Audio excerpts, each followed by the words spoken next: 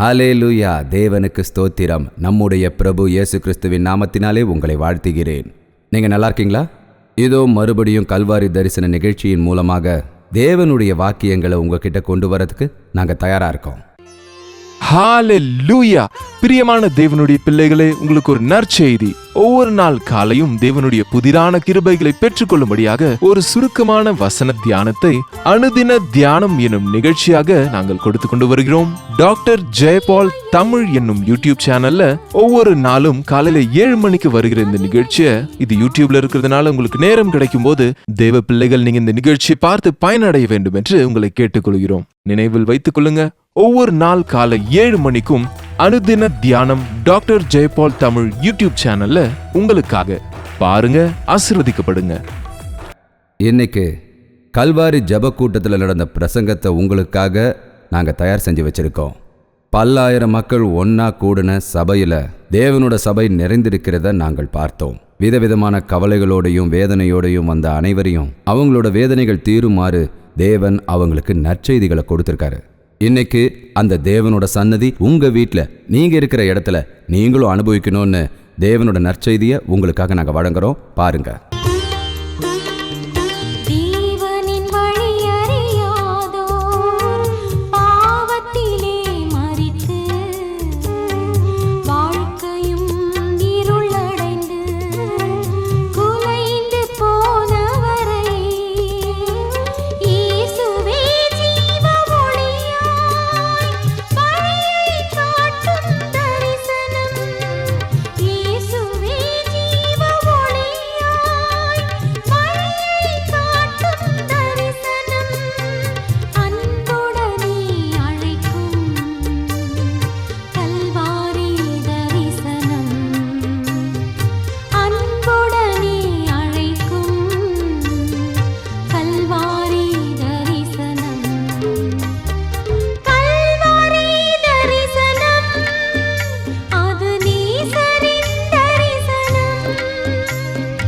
யோவான் எழுதின புத்தகம் 1:2 அதிகாரம் 1 சில வசனங்கள்.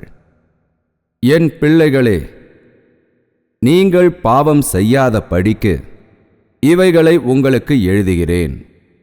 ஒருவன் பாவம் செய்தவனானால் நீதிபரராயிருக்கிற இயேசு கிறிஸ்து நமக்காக பிதாவினிடத்தில் பரிந்து பேசுகிறார்.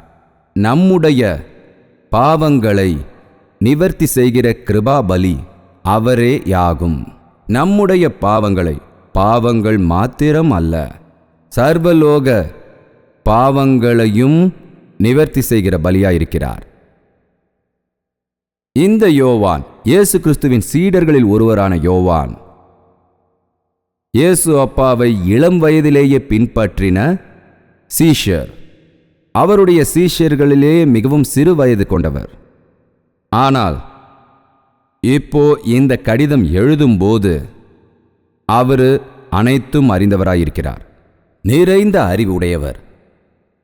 தன்னோட இளம் வயசுல இயேசு அப்பாவை பின்பற்றின இந்த சீஷர் தன்னோட முதிர் வயது, அதாவது 100 வயது அவருக்கு ஆன போதும் கூட வசனங்களை பிரசங்கம் பண்றதை நிறுத்தல. தான் பார்த்ததை பற்றியும் கேட்டதை பற்றியும் தான் அனுபவித்த இயேசு அப்பாவின் அன்பை பற்றி, அவரிடத்தில் இருந்த மன்னிப்பையும் விடுதலை பற்றியும் சொல்லாம எப்பவுமே அவர் இருந்ததே இல்லை. அவருக்கு ரொம்ப வயசானதுனால அவர் பார்க்குற எல்லாருமே அவருக்கு பிள்ளைகளாக தான் தெரிஞ்சாங்க. என் பிள்ளைகளே, நீங்கள் பாவம் செய்யாத படிக்கு இவைகளை உங்களுக்காக எழுதுகிறேன். நம்ம சரீர அடிப்படையில் வயசானவங்களா இல்லை குழந்தைகளா இருக்கலாங்க.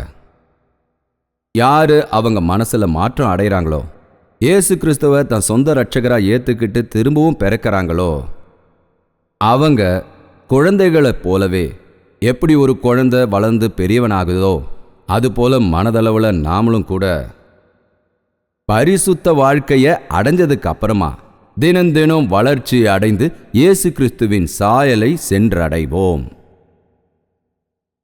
கிறிஸ்துவ வாழ்க்கை என்பது முழங்காலிட்டு வணங்குவதோ ஒரு சாட்சியம் சொல்லிட்டு உட்காரதோ ஒரு நாள் அனுபவம் இல்லைங்க. இது உயிர் வாழற வரைக்கும் அவர் நடந்த வழியில நம்ம நடக்கிற விஷயம். இன்று கிறிஸ்துவ பக்தியை கூட ஒரு மூட நம்பிக்கையா மாத்தி நோயை குணப்படுத்திக்கிறதுக்கும் நன்மையை அடையறதுக்கும் ஆசீர்வாதத்தை பெறறதுக்கும் இயேசு அப்பாவை நம்புறேன்னு சொல்றவங்க நிறைய பேர் இருக்காங்க. நீங்க அப்படிப்பட்டவங்களா?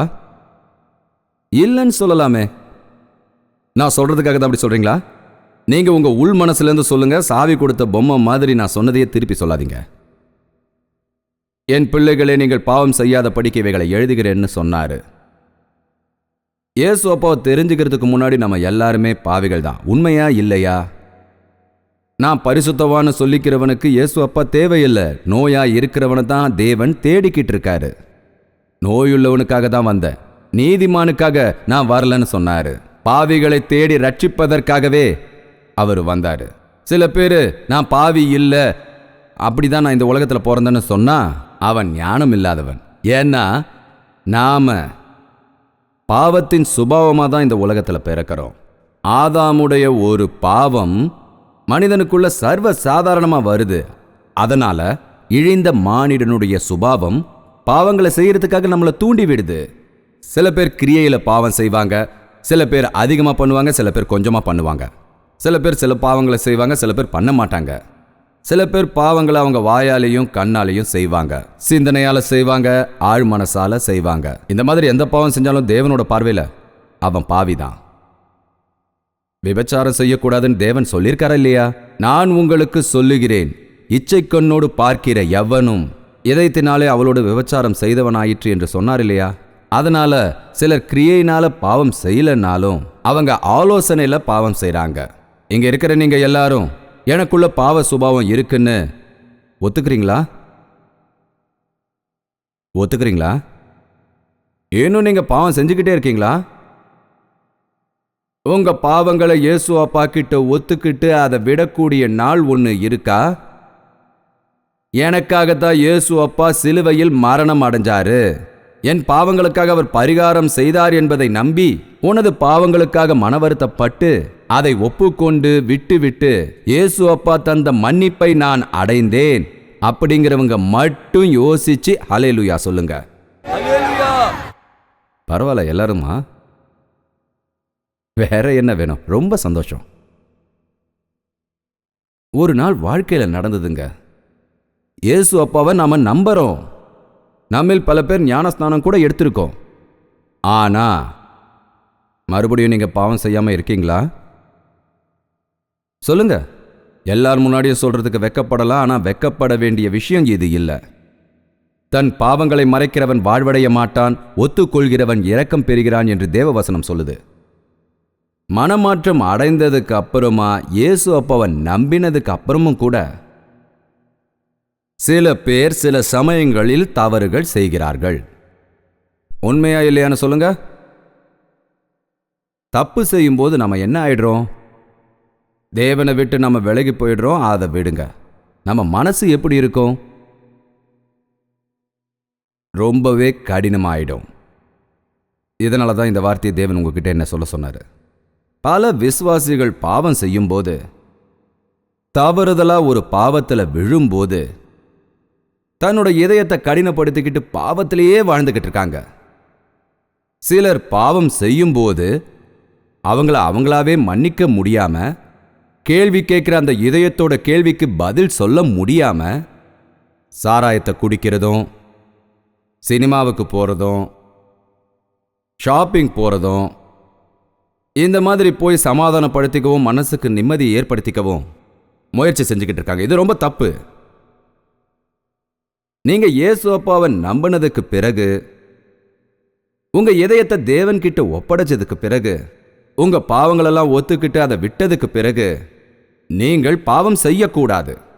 ஒருவேளை நீங்கள் பாவம் செய்தால் உங்க மனசு கடினமாயிடும், மனம் நொந்து போயிடுவீங்க. பல இளம் பிள்ளைகள் இன்னைக்கு இளம் வயதில் இயேசு அப்பாவை பின்பற்றுறது ரொம்ப கஷ்டங்க. நான் வழி தவறிட்டேன், தவறி விழுந்துட்டேன், இதெல்லாம் வேஸ்ட்டுன்னு நினைக்கிறது ரொம்பவே தப்பு. என்னை போல ஆள் திருந்த மாட்டாங்க, என்னால் தேவனுக்காக பரிசுத்தமாக வாழ முடியாது அப்படின்னு சொல்லி அவங்க இதயத்தில் ஒருவித அழுத்தத்தோட வாழறத நான் பார்க்கறேன்.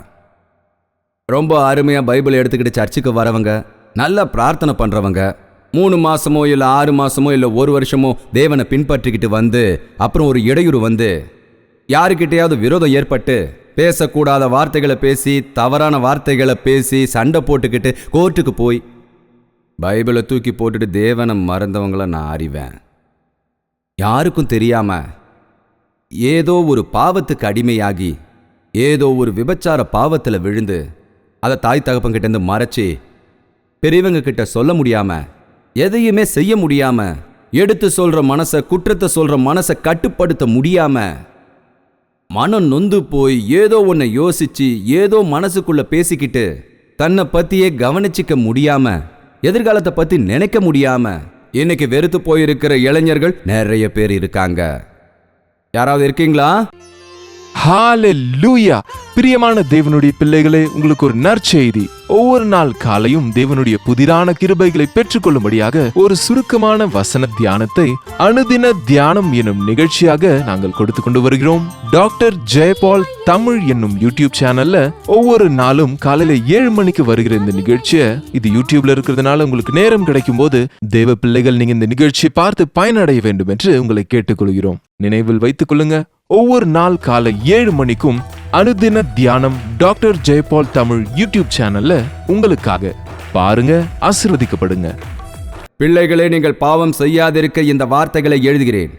ஒருவேளை நீங்கள் பாவம் செய்யாது இருந்தால், என்ன சொன்னார் அந்த யோவான் பக்தர்? நீதிபரராய் இருக்கிற இயேசு கிறிஸ்து நமக்காக பிதாவினிடத்தில் பரிந்து பேசுகிறவராயிருக்கிறார். நீங்கள் பாவம் செய்யாதிருந்தால் நமக்காக பரிந்து பேசுறதுக்கு ஒருத்தர் இருக்காரு. பார்த்தீங்கன்னா நம்ம தேசத்தில் சட்டங்கள் இருக்கு. அந்த சட்டங்களை மீறினா என்ன ஆகும் சொல்லுங்க? சிக்ஷை வருமா இல்லை கேஸ் வருமா? சட்டத்தை மீறும்போது கேஸ் தான் போடுவாங்க. கேஸ் போட்ட உடனே நீங்கள் எங்கே போகணும்? கோர்ட்டுக்கு போகணும். கோர்ட்டுக்கு போனதும் அந்த கோர்ட்டில் இருக்கிறவங்க நம்ம மேலே குற்றங்களை சுமத்தும் போது அதுக்கு பதில் யார் சொல்லுவாங்க? நமக்கு புத்தி இல்லை சொல்றதுக்கு. அதனால நம்ம யாரை வச்சுக்குவோம்? ஒரு அட்வொகேட்டை வச்சுக்குவோம். அட்வொகேட்டை வச்சுப்போமா இல்லையா? அவர் என்ன பண்ணுவார்? நமக்காக அவர் அங்கே என்ன பண்ணுவார்?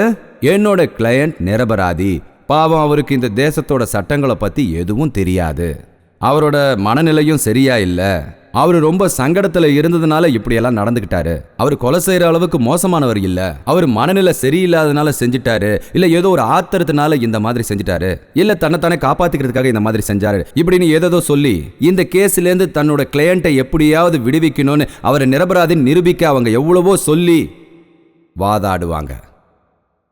நாம தப்பு செய்யும்போது நமக்காக தேவன்கிட்ட வாதாடுறதுக்கு ஒரு பலி இருக்காரு, ஒரு அட்வொகேட் இருக்காரு. அவர் ஃபீஸ் எல்லாம் வாங்க மாட்டாரு. யாருன்னு சொல்லுங்க? யாரது? நல்லா உரக்க சொல்லுங்க. யாரது?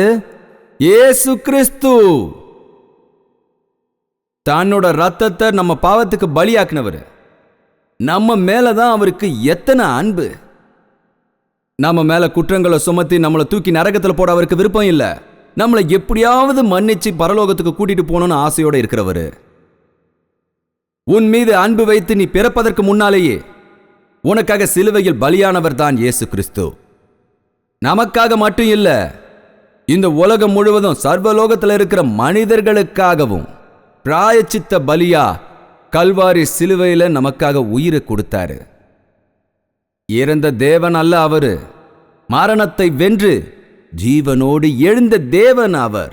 பரலோகத்துக்கு போய், பூமியில நான் இவ்வளோ சிரமப்பட்டேன், நிறைய கெட்ட பெயர்கள் வாங்கினேன், இவ்வளோ அவமானப்பட்டேன், நிறைய கஷ்டங்களை நான் அனுபவிச்சேன், எவ்வளோ வேதனைகளை அனுபவிச்சேன், சிலுவையில் நான் மரணம் அடைஞ்சேன், நான் செய்ய வேண்டியதெல்லாம் செஞ்சுட்டேன், இந்த உதவாக்கார மனிதர்கள் மாறினா மாறட்டும், மாறலன்னா போகட்டும், இது வரைக்கும் நான் செய்ய வேண்டியதெல்லாம் செஞ்சுட்டேன் அப்படின்னு நம்ம தேவன் என்னைக்குமே சொல்லலை. அவரு சொல்லவே இல்லை. உன்னை காக்கிறவர் என்றென்றைக்கும் அவர் தூங்கவே மாட்டாருங்க. சரி, தேவன் என்னதான் பண்ணுவாரு? தேவனுடைய வலது பாரிசத்தில் அமர்ந்து தேவன் கிட்ட நமக்காக வேண்டுதலை எப்பவும் செய்கிறவரா இருக்காரு.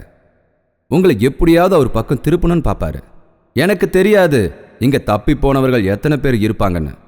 பக்தியில தவறி போனவங்க எத்தனை பேர் இருக்காங்களோ, விசுவாசத்துல தவறி போனவங்க எத்தனை பேர் இருக்காங்களோ, விசுவாசத்தை அலட்சியப்படுத்துறவங்க எத்தனை பேர் இருக்காங்களோ, தேவனோட காரியங்களை அசட்டை பண்றவங்க எத்தனை பேர் இருக்காங்களோ, ஆத்மால சந்தோஷம் இல்லாதவங்க எத்தனை பேர் இருக்காங்களோ, இன்னும் ரட்சிப்போட அனுபவம் இல்லாதவங்க எத்தனை பேர் இருக்காங்களோ, அவங்கெல்லாம் இயேசு அப்பாவை ஒரே ஒரு முறை பாருங்க.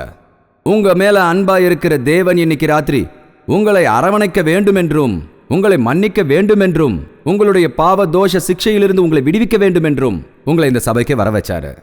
ஏதோ உங்க சரீரத்தில் ஏற்பட்டிருக்கிற நோயை மட்டும் போக்குறவர் இல்லை இயேசு அப்பா. அவருடைய நாமத்துல விடுதலை இருக்கு. அவர் மேல பட்ட அடிகள் மூலமா நமக்கு விடுதலை இருக்கிறது. அதற்கும் மேலாக இதயத்துல சுத்தத்தை தரதுக்கு, ஆத்மால ஆனந்தத்தை தரதுக்கு, தோஷங்களால் நிறைஞ்சு போயிருக்கிற உங்கள் இதயங்களுக்கு சமாதானத்தை தரதுக்காக, நீங்க தெரிஞ்சு செஞ்ச பாவத்துக்கு கூட உங்கள் மீது சிக்ஷைகள் வராதபடி அந்த சிக்ஷையிலிருந்து விடுவித்து உங்களுக்காக விண்ணப்பம் செய்வதற்காக இன்னைக்கு ராத்திரி உங்கள் மீது அன்பாய் இருக்கும் தேவன் உங்களுக்காக விடுதலை அளிப்பதற்காக வரப்போகிறார். இன்னைக்கு ராத்திரி நான் சொல்ல நினைக்கிறது, தேவன் என்ன சொல்ல சொன்னது இதுதான். நீங்கள் பாவம் செய்யக்கூடாது. ஒருவேளை நீங்க பாவம் செய்தீர்கள் என்றால் ஒரு விஷயத்தை ஞாபகம் வைத்துக் கொள்ளுங்கள். நமக்காக இயேசு கிறிஸ்து என்கிற ஒருவர் வாதாடுவதற்காக இருக்காரு. நாம தப்பு செஞ்சிட்டோங்கிறதுக்காக ஒதுக்கி வைக்கிறவர் இல்ல அவரு. நம்மளுடைய தவறுக்காக தள்ளி விடுறவர் இல்ல அவரு. நாம தப்பு செய்யறவங்கன்னு சொல்லி நம்ம கழுத்தை பிடிச்சு தள்ளி விடுறவர் இல்ல அவரு. நாம எவ்வளவு தவறுகள் செஞ்சாலும், எத்தனை முறை தவறுகள் செஞ்சாலும், நமக்காக நம்ம மேல இன்னும் அன்பு செலுத்துற இயேசு அப்பா இருக்காருன்றத ஞாபகத்துல வச்சுக்கங்க. ஏங்க, ஏற்கனவே நான் நிறைய பாவம் பண்ணிட்டேன், என்னை மன்னிச்சிருவாரு. நீங்க எல்லாரும் இயேசு அப்பாவோட அன்பை கேட்கறது எப்படி இருக்குன்னா, காலையில பாவம் செய்யறத ராத்திரி ஒத்துக்கிறது, ராத்திரி பாவம் செய்யறத காலையில ஒத்துக்கிறது, காலையில பாவம் செய்யறத ராத்திரி ஒத்துக்கிறது. என்னங்க, பாவங்களை மறைக்கிறவன் வாழ்வடைய மாட்டான், பாவங்களை அறிக்கை செய்கிறவன் தேவனிடத்தில் இரக்கம் பெறுகிறான். சரிதானே? ஒத்துக்கொண்டு அதை விட்டு விடுபவன். இந்த ராத்திரி வேளையில உங்கள் இதயத்தின் மூலமாக நீங்கள் செய்யும் பாவங்கள் என்னென்னவோ இயேசு அப்பா கிட்ட ஒத்துக்கிட்டீங்கன்னா, நாம ஒரு லாயர், அதாவது ஒரு அட்வொகேட்டை வச்சுக்கிட்டீங்கன்னா நமக்காக அவர் கோர்ட்ல வாதாடுவாரு. நாம அந்த அட்வொகேட் கிட்ட உண்மை என்னென்னவோ அதெல்லாத்தையும் தெளிவா சொல்லணுமா இல்லையா? நான் எதுக்கு சொல்லணும், நீங்க எங்களுக்காக வாதாடுங்கன்னு சொல்லலாமா? நான் எதையும் சொல்ல மாட்டேன், பேப்பர்ஸ் எதுவும் தரமாட்டேன், எனக்காக வாதாடுங்கன்னா அவரால் எப்படி வாதாட முடியும் சொல்லுங்க? எதை வச்சு வாதாடுறது? உங்க விஷயம்லாம் அவருக்கு தெரிஞ்சாதானே? நல்லதோ கெட்டதோ அங்க என்ன பண்ணீங்கன்னு எனக்கு தெரியணும், அப்பதான் வாதாட முடியும்னு சொல்லுவாரு. நமக்காக இயேசு அப்பா அங்க வாதாடணும்னா, நாம பாவ சிக்ஷையிலிருந்து விடுவிக்கப்படணும்னா, நாம தேவன் கிட்ட நம்ம இதயம் முழுவதும் திறந்து நம்ம பாவங்களை அவர்கிட்ட சொல்லணும். உங்க இதயங்களை திறந்து ஒத்துக்கணும். தாவீது பாவம் செய்த பிறகு தேவன் தன்னோட சேவகனை அனுப்பி ஒத்துக்கிறாரா இல்லையான்னு கேளுன்னு சொன்னாரு. நான் பாவங்கள் செஞ்சிருக்க அப்படின்னு மனப்பூர்வமா தாவீது ஒத்துக்கிட்டாரு. சங்கீதம் 51 நீங்க படிச்சீங்கன்னா, அந்த பாவங்களை ஒத்துக்கிட்டு அந்த சங்கீதத்தில் அவர் தந்த செய்தியை வாசிச்சிங்கன்னா, தேவனே என்னை கழுவு, என் பாவங்கள் போகும்படியாக என்னை கழுவு, என் பாவங்களிலிருந்து என்னை விடுவி, உமது சன்னதியிலிருந்து என்னை தள்ளிவிடாதீர்கள், உமது பரிசுத்த ஆத்துமாவை என்னிடத்திலிருந்து எடுத்து விடாதீர்கள், உமது ரட்சிப்பை எனக்கு மறுபடியும் தந்தருளும். இந்த மாதிரி அவர்கிட்ட கெஞ்சி கூத்தாடி கண்ணீர் விட்டு பிரார்த்தனை பண்ணாரு தாவீது.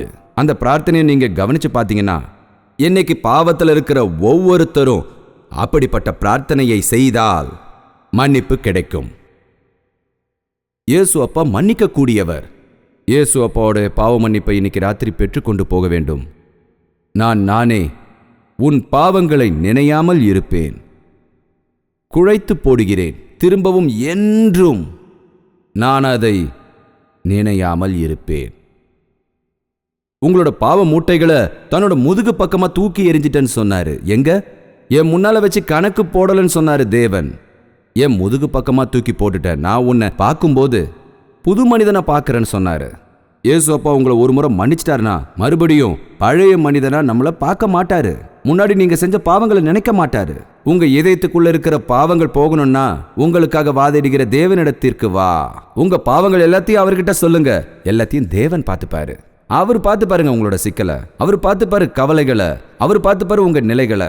உங்கள் மீது தண்டனைகள் வராதபடி உங்களை அவர் தப்புவிப்பார். உங்களுக்காக அவர் தியாகங்களை செய்திருப்பதனால், உங்களுக்கான தண்டனைகளை அவர் சுமந்திருப்பதால் உங்களை விடுவிக்க அவர் தயாராக இருக்கிறார். இயேசு கிறிஸ்து என்ற விடுவிப்பவர் நமக்காக இருக்கிறார். அதனால தேவன் கிட்ட விசுவாசமா இருங்க. தேவன் கிட்ட உண்மையான பக்தியோட இருங்க. இன்னைக்கு ராத்திரி உங்க வீட்டுக்கு போனதும் இயேசு அப்பா உங்க மேல எவ்வளவு அன்பு வச்சிருக்காருன்னு நினைச்சு பாருங்க. இன்னும் மன்னிக்கப்படாத ஒரு பாவம் இருக்குன்னு நீங்க வேதனை பட்டுக்கிட்டு இருந்தா, அது உங்களை வருத்தப்பட வச்சுட்டு இருந்தா, உங்க இதயத்தை குத்திக்கிட்டு இருந்தா, ஏதாவது மறைக்கப்பட்ட பாவங்கள் இருந்தால், அடுத்தவங்க கிட்ட சொல்ல முடியாம பொங்கிக்கிட்டு இருக்கிற பாவங்கள் இருந்தால், நீங்கள் செய்த பாவங்களை தேவன் மன்னிக்க மாட்டாரோ அப்படிங்கிற கவலையில நீங்க இருந்தீங்கன்னா, இன்னைக்கு இயேசு அப்பா சொல்ற வார்த்தைகளை கேளுங்க. நான் உன்னை மன்னிக்கிறேன், நான் உன்னை மன்னிப்பேன், உன் பாவங்கள் அனைத்தையும் துடைத்தெறிவேன், இனிமே மறுபடியும் அதை நான் எப்பவும் நினைக்கவே மாட்டேன் அப்படின்னு இன்னைக்கு ராத்திரி சொல்றாரு. தயவு செஞ்சு எழுந்து நிக்கிறீங்களா? பாவத்தை ஒத்துக்கிட்டு இந்த கூட்டத்தை முடிச்சுக்கலாம். உங்க பாவத்தை மூட்டையா சுமந்துக்கிட்டு யாரும் எங்கிருந்து போக வேண்டாம். தயவு செஞ்சு உங்க பாவங்களை இன்னைக்கு ராத்திரி இங்கேயே விட்டுட்டு நீங்க போங்க. நீங்க ரட்சிக்கப்பட்ட விசுவாசியா இருந்தா, உங்க மனசாட்சி உங்களை கொல்ற எந்த பாவமா இருந்தாலும் கூட அதுல இருந்து இன்னைக்கு ராத்திரி நீங்க விடுதலை அடையணும்னு தெளிவான மனசாட்சியோட இயேசு அப்பா தர பாவ மன்னிப்பை பெற்றுக்கொண்டு இங்கிருந்து போகணும்னு தேவன் ஆசையா இருக்காரு. எல்லாரும் கைகளை மேல உயர்த்தி தேவனை நோக்கி பிரார்த்தனை பண்ணுவோம். ஐயா, எங்களை கண்ணோக்கி பாருங்கள் தகப்பனே. மறுபடியும் மறுபடியும் உம்மை காயப்படுத்துகிறோம் ஐயா. எங்களுக்காகவே நீர் சிலுவையில் உயிரை விட்டீர்கள் என்று நம்புகிறோம். எங்களை மன்னிப்பவரான உம்மை விசுவாசிக்கிறோம். மறுபடியும் மறுபடியும் பாவங்களிலேயே நாங்கள் விழுந்து கிடக்கிறோம் ஐயா. மறுபடியும் மறுபடியும் நாங்கள் குற்றங்கள் செய்கிறோம் ஐயா. மறுபடியும் மறுபடியும் உங்களுக்கு விரோதமாய் நடந்து எங்கள் மனசாட்சியை கெடுத்துக்கொண்டு எங்கள் இதயத்தை கடினப்படுத்திக் கொள்கிறோம் ஐயா. எங்களை மன்னியுங்கள் தகப்பனே. கவலையோடும் வேதனையோடும் எங்கள் இதயத்தை நாங்கள் கெடுத்துக்கொள்கிறோம் ஐயா. வருத்தப்பட்டு நலிந்து கொண்டிருக்கும் எங்களை மன்னித்தருளும் ஐயா. இப்படி உங்கள் இதய நிலையை தேவனிடத்தில் சொல்லுங்கள். தேவனுடைய பிள்ளைகளே, நீங்கள் திருடலாமா? ஏமாற்றலாமா? பொய் கூறலாமா? சினிமாவுக்கு போகலாமா? சிகரெட் பிடிக்கலாமா? விபச்சாரத்துக்கு இடம் கொடுக்கலாமா? மது பழக்கத்திற்கு அடிமையாகலாமா? இன்றைக்கு நாம் நம் இதயத்தில் அசிங்கப்பட்டு கொண்டிருக்கிறோம், வெறுப்பு வச்சிருக்கோம், கோபத்தை வைத்துக் கொண்டிருக்கிறோம், பேதங்களை வைத்துக் கொண்டிருக்கிறோம். இதெல்லாம் தேவனுக்கு பிடிக்காத பாவங்கள், நம்மை அழிக்கக்கூடிய சாத்தானின் ஆயுதங்கள் தான் இவை. இன்றைக்கு ராத்திரி தேவனிடத்தில் சொல்லுங்கள், என்னிடத்தில் இருக்கும் இந்த கோபத்தை எடுங்கள் என்று, என்னுள் இருக்கும் பொறாமையை எடுங்கள் என்று. கெட்ட ஆசைகளுக்கு நான் அடிமையாகிவிட்டேன். உமது நாமத்திற்கு களங்கத்தை ஏற்படுத்தி உம்மை விட்டு விலகி போகும் நிலையில் நான் இருக்கிறேன் தேவனே. இதோ இப்பொழுதே உமது பாதத்தின் அடியில் வருகிறேன் தகப்பனே. இன்றே உமது அரவணைப்பில் சேர்ந்து கொள்ள ஆசைப்படுகிறேன் தகப்பனே. என்னை மன்னிப்பீரா? என்னை உம்மோடு சேர்த்துக் கொள்வீரா? எனது பெயரை உமது ஜீவ புத்தகத்தில் எழுதுவீரா? என்னையும் உமது பிள்ளையாக அங்கீகரிப்பீரா? அப்படின்னு அவர்கிட்ட கேளுங்க. என்னை மன்னியுங்கள். நான் நிரந்தரமான தூய்மையான அன்போடு உம்மை நேசிக்கிறேன். என் உயிரை கொடுக்கும் அளவிற்கு உம்மீது அன்போடு இருக்கிறேன். நாம் நசுக்கப்படக்கூடாது என்பதற்காக நமக்காக தேவனின் வலது பாரிசத்தில் அமர்ந்து கொண்டு நமக்காக வேண்டிக் கொண்டிருக்கிறார். வா, என் அன்பு வளையத்திற்குள் வா என்று இன்னைக்கு ராத்திரி உங்களை தேவன் அழைக்கிறார். சந்தேகங்கள் வேண்டாம். என்னை தேடி வருகிறவர் யாவரையும் தள்ளிவிட மாட்டேன் என்கிறார் தேவன். நீ எப்படிப்பட்டவனாய் இருந்தாலும், நீ எப்படிப்பட்டவளாய் இருந்தாலும் உன்னை மன்னிப்பதற்கு தேவன், உன்னை கழுவி மறுபடியும் பரிசுத்த வாழ்க்கையை உனக்கு தருவதற்கு, பரிசுத்த வாழ்க்கையை நீ தொடர்வதற்கு இன்று இரவு இயேசு கிறிஸ்து சக்தியுள்ளவராயிருக்கிறார். விசுவாசியுங்கள். எனது பாவங்கள் மன்னிக்கப்பட வேண்டும் என்று நான் ஆசைப்படுகிறேன். இப்படி சொல்றவங்க அவங்க வலது கையை தூக்குங்கள். இன்று இரவு நான் பரிசுத்தவானாக்கப்பட்டு இங்கிருந்து போக வேண்டும் என்று ஆசைப்படுகிறவர்கள் அவர்கள் கைகளை உயர்த்துங்கள். இயேசு அப்பா என் மீது இவ்வளவு அன்பு வைத்திருக்கிறாரா? இயேசு அப்பா என் மீது இவ்வளவு பிரியம் வைத்திருக்கிறாரா? இன்னமும் என்னை மன்னிக்கிறாரா? அப்பா, இயேசு அப்பா, உமது பிரியத்திற்கு நன்றி ஐயா. நீர் என்னை மன்னிக்க மாட்டீர் என்று நினைத்தேன். இன்னும் நீர் என்னை மன்னிக்கிறீரா? அவரை விசுவாசிக்கிறவர்கள் அவரிடத்தில் இதுபோல் கேளுங்கள். என் தேவனிடத்தில் என் நிலையை சொல்கிறேன் என்கிறவர்கள் உங்களது வலது கரங்களை உயர்த்துங்கள். தேவன் ஒரு அற்புத காரியங்களை இன்று இரவு உங்களுக்கு செய்வார். பரிசுத்தமானாக்கப்பட்டு இன்று இரவு நீங்கள் உங்கள் வீட்டிற்கு செல்லலாம். 2000 வருஷத்துக்கு முன்னால கல்வாரி மலையில உங்களுக்காக உயிரை தந்த தேவன், நீங்கள் பிறப்பதற்கு முன்னாலேயே உங்கள் பாவங்களுக்காக தன்னை அர்ப்பணித்துக் கொண்ட தேவன் இன்னைக்கு ராத்திரி உங்களை அழைக்கிறார். உங்களுக்கு விடுதலை தருவார். உலக பாவங்களுக்காக பலியாகிற தேவனோட ஆட்டுக்குட்டி நமது இயேசு கிறிஸ்து நம் மத்தியில் சஞ்சரித்துக் கொண்டிருக்கிறார். உமது பாவ பாரங்களை நீங்கள் அவர் மீது சுமத்துங்கள். உங்களது நோயாய் இருந்தாலும், உங்களுடைய கடன்களாய் இருந்தாலும், உங்களுடைய மனபாரங்களாய் இருந்தாலும், உங்களுடைய வேதனைகளாய் இருந்தாலும், உங்களுடைய கஷ்டங்களாய் இருந்தாலும், வேறு எந்த விதமான வேதனைகளாய் இருந்தாலும், எந்த விதமான கஷ்டங்களாய் இருந்தாலும், அது அனைத்தையும் கல்வாரி வரை எடுத்து சென்று பிராயச்சித்தம் செய்வதற்கு, உங்களுக்கு சமாதானம் தருவதற்கு இயேசு அப்பா தயாராக இருக்கிறார். 2 கரங்களையும் மேலே உயர்த்தி பிரார்த்தனை செய்யுங்கள். பரிசுத்த தகப்பனே, எங்களை பாரும் ஐயா. எங்களுக்காக கல்வாரி மலையில் உயிரை தந்த இயேசு அப்பா, எங்களை பாருங்கள் தகப்பனே. எந்த இதயத்தில் வேதனை இருக்கிறதோ, யாரு பாவத்தினால நலிஞ்சு போயிருக்காங்களோ, யாரு அவங்களோட இதயத்தை கடினம் செய்து கொண்டு கல் போன்று முரடர்களாக சுற்றி கொண்டிருக்கிறார்களோ, அப்படிப்பட்ட கல் இதயங்களை உடைப்பதற்காக உமது வார்த்தைகளினால் இன்று இரவு இங்கு வந்திருக்கும் தகப்பனே நன்றி. 2 பக்கமும் கூர்மையாயிருக்கும் உங்களது கத்தியை வைத்துக்கொண்டு எங்களது ஆழ்ந்த இதயத்தில் இறங்கி, நான் நல்லாதான் இருக்க, எங்களுக்கு பாவங்கள் எதுவும் இல்லை என்று சொல்லி திரிந்து கொண்டிருக்கும் எங்கள் அனைவரின் எண்ணங்களையும் எரிந்து உமது வசனத்தினால் எங்களை திருத்தியதற்கு நன்றி தகப்பனே. இன்னைக்கு ராத்திரி யாரும் தங்கள் இதயங்களை கடினப்படுத்திக் கொள்ளாமல் ஒவ்வொருவரும் உமது பாதத்தின் அடியில் வந்து நீர் தருகிற பாவ மன்னிப்பை அடைந்து, உங்களது பாவங்கள் மன்னிக்கப்பட்டு விட்டது, சமாதானத்தோடு செல்லுங்கள் என்று நீர் இந்த உலகத்தில் இருக்கும்பொழுது சொல்லியதைப் போல இங்கிருக்கும் ஒவ்வொருவருக்கும் சொல்லுங்கள் தகப்பனே. அவர்கள் நோய் நொடியிலிருந்து விடுவிக்கப்பட்டவர்களாக, பாவம் இல்லாதவர்களாக, குற்றங்கள் இல்லாதவர்களாக, உமது பிள்ளைகளாக மாறி எங்கள் வீட்டிற்கு செல்வதற்கு எங்களுக்கு உதவிடும் தகப்பனே. இயேசு கிறிஸ்துவின் நாமத்தினாலே உம்மிடம் கேட்கிறோம் தகப்பனே. ஆமேன், ஆமேன், ஆமேன். ஹalleluya. பிரியமான தேவனுடைய பிள்ளைகளே, உங்களுக்கு ஒரு நற்செய்தி. ஒவ்வொரு நாள் காலையும் தேவனுடைய புதிரான கிருபைகளை பெற்றுக்கொள்ளும்படியாக ஒரு சுருக்கமான வசன தியானத்தை அனுதின தியானம் என்னும் நிகழ்ச்சியாக நாங்கள் கொடுத்து கொண்டு வருகிறோம். டாக்டர் ஜெயபால் தமிழ் என்னும் யூடியூப் சேனல்ல ஒவ்வொரு நாளும் காலையில 7 மணிக்கு வருகிற இந்த நிகழ்ச்சியை, இது யூடியூப்ல இருக்கிறதுனால உங்களுக்கு நேரம் கிடைக்கும் போது தேவ பிள்ளைகள் நீங்க இந்த நிகழ்ச்சியை பார்த்து பயனடைய வேண்டும் என்று உங்களை கேட்டுக்கொள்கிறோம். நினைவில் வைத்துக் கொள்ளுங்க, ஒவ்வொரு நாள் காலை 7 மணிக்கும் அனுதின தியானம் டாக்டர் ஜெயபால் தமிழ் யூடியூப் சேனல்ல உங்களுக்காக பாருங்க, ஆசீர்வதிக்கப்படுங்க. உங்களுக்காக நாங்கள் பிரார்த்தனை பண்ணணும்னு நீங்கள் ஆசைப்பட்டீங்கன்னா உங்கள் பிரார்த்தனை தேவைகளை எங்களுக்கு தெரியப்படுத்துங்க. உடனே ஃபோன் பண்ணுங்க. எங்கள் பிரார்த்தனை வீரர்கள் தயாராக இருக்காங்க. அவங்க ஃபோனை எடுத்து நீங்கள் சொல்கிற விஷயங்களை கேட்டு எழுதி அப்புறம் எங்ககிட்ட தராங்க. நிச்சயமா அவங்களும் நானும் உங்களுக்காக பிரார்த்தனை பண்ணுறோம். நீங்களும் பிரார்த்தனை பண்ணுங்க. அற்புத காரியங்கள் உங்கள் வாழ்க்கையில் நடக்கும்.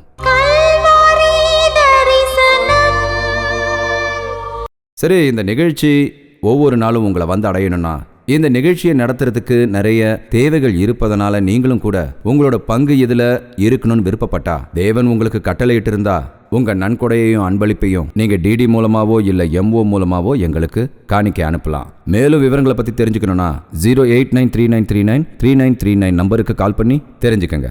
தேவனோட சித்தப்படி நம்ம மறுபடியும் சந்திக்கலாம். அது வரைக்கும் தேவனோட மகாகிருபை உங்களுக்கு துணை இருக்கட்டும். உங்கள் தேவைகள் எல்லாவற்றையும் நீங்கள் எழுத வேண்டிய முகவரி ஜெயபால் ஃபவுண்டேஷன்ஸ், இலக்கம் 29, new colony road, Velachery, Chennai 6,42,00,000.